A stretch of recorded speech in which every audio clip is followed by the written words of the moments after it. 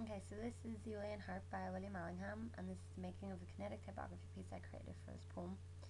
I suppose I chose the poem because it was one I've never really seen used that often. It's not one of his more famous ones, like say the fairies or whatever. So when I started reading the poem, what I liked about it was that the first couple of lines of each of the verse sets the scene, and then it talks more about the emotional side of it, and then it goes back to paint the picture again. So it gives you an overall view of the character's frame of mind and their perspective. So I went and I took a few key phrases like the rocky headland and the pale green sea, the dim sea line, and quivering upon the rippling tide, and I used these to go out hunting for a location around Donegal.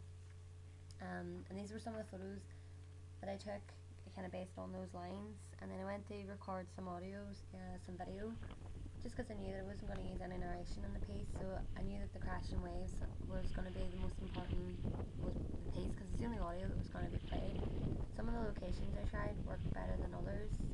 Like some of them I didn't get soaked and some of them I did. But eventually what I came across was a little cove at Fawn Beach where I was able to get the camera right down so that I could record the waves coming right into the bottom of the screen. So there was no kind of wasted space on the screen. The whole thing was filled with just this cove and these waves, and then way off you could see the horizon, which would have been the dim sea line. And what I liked as well was that there was like some little like hills in the background, so it kind of brought that whole line of the hills and the cove. This is just some of the illustrations that I came up with for storyboarding based on the photography and the videos that I had taken. And this is kind of based on my first kind of concept of the poem. I suppose I still thought at this rate that I was going to do illustration with kinetic typography, and it was until I started storyboarding then that I realised that I didn't have the knowledge, and I just didn't have the time to learn it. So I just went straight on the After Effects then, as it was the most important thing to just get started straight away was the animation, and I decided to do it in 3 separate compositions just for the whole rendering sake of it.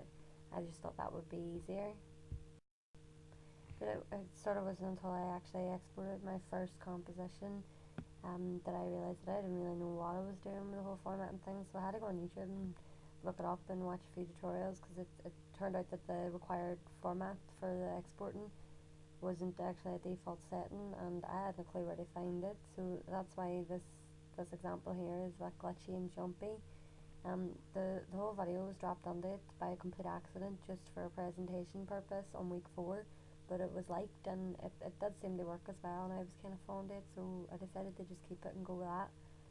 But I was still unsure what to do with verse 2 and verse 3, because I did want the whole time of day to come into play with it.